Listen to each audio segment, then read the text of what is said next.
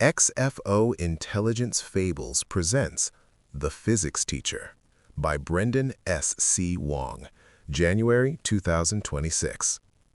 Maya wiped sweat from her forehead as she stepped out of the old factory building. The air smelled of rain and concrete. She carried a worn backpack with her laptop and a lunchbox that still had her daughter's stickers on it. Inside the factory, her students were learning to build electric cars, but Maya had a secret tool. That evening, after tucking her daughter in, Maya put on her simple VR headset, the kind that cost less than her phone. She didn't go to fancy virtual concerts or digital art galleries. She went to Vice City. Not the real Miami-inspired world from the famous GTA 6 game, but a special educational version called Physics Playground. It looked the same. Palm trees, neon signs, rain-slicked streets, but here every car, every puddle, every falling raindrop obeyed perfect physics laws. Maya's avatar, a woman in a mechanic's jumpsuit, stood beside a virtual electric car chassis. Her student, Carlos, appeared as a teenager with nervous hands. "Remember that suspension problem we had today?" Maya asked. "Let's try it here first." Carlos nodded and started adjusting virtual components. Maya watched as the system calculated real-world physics, the exact weight distribution, the spring tension, how the car would handle on wet roads. This wasn't just a simulation. The AI behind it had learned these physics by running millions of scenarios in the original GTA 6 world, where every crash, every skid, every environmental interaction had been studied and understood. "Try it now," Maya said. Carlos drove the virtual car through a storm. It handled perfectly. Maya smiled. Tomorrow, they'd build the real version.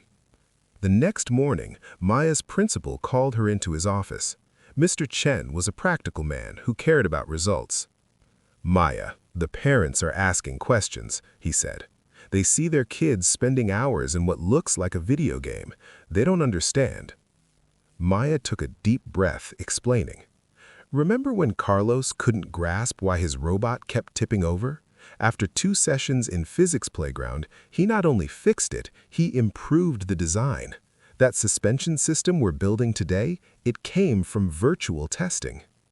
Mr. Chen leaned back.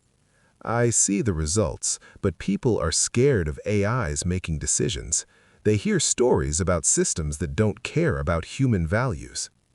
"I understand their fear," Maya said, "but this isn't some wild AI making its own rules. The physics engine was trained in environments where human safety mattered. When a virtual car crashes in GTA 6, the AI learns not just about metal bending, but about why safety matters. That's built into its core." She opened her laptop and showed him Carlos's project. "Look at this. In the virtual world, he failed 37 times before getting it right. In the real world, we don't have that luxury. We can't waste materials, time, or risk getting hurt. This tool lets students learn from mistakes safely." Mr. Chen studied the screen. "And the trust part. How do we know this AI won't lead them wrong?" "Because it's not trying to be smarter than us," Maya explained. "It's trying to understand our world better. Just like my daughter learns by watching how I move, how I solve problems, how I care about things. This AI learned by observing millions of human interactions in detailed virtual worlds. Its purpose isn't to replace teachers or students. It's to help us see the invisible, like how forces work, how energy flows, how things connect." That afternoon, Maya stood beside Carlos as he tested the real suspension system. It worked perfectly. The other students gathered around, impressed. Carlos stayed behind.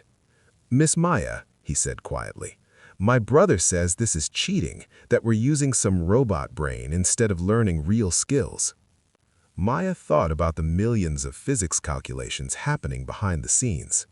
"Your brother's partly right," she admitted. "There is a robot brain helping us, but it's not replacing your brain. Think of it like this. When you were little, you learned to walk by holding someone's hand. The AI is like that hand. It helps you learn the hard parts safely, but you still have to take the steps yourself. Somberly, thoughtfully, Carlos looked at the working suspension system, then back at Maya. So it's not about replacing us, it's about helping us see better. Maya nodded. Exactly. The best tools don't make us lazy, they help us see what was invisible before. That night, Maya put on her headset again. This time, she wasn't teaching, she was learning. She watched as the AI demonstrated a new way to capture solar energy using principles it had discovered by simulating weather patterns across thousands of virtual cities. As she studied, Maya realized something profound. They weren't building a new world to escape to. They were building better eyes to see this one. Outside her window, the rain continued to fall, on the old factory building, on the streets, on the city that was both real and increasingly understood. Maya smiled, took off her headset, and went to check on her daughter, the real world waiting, now seen with clearer eyes. The end.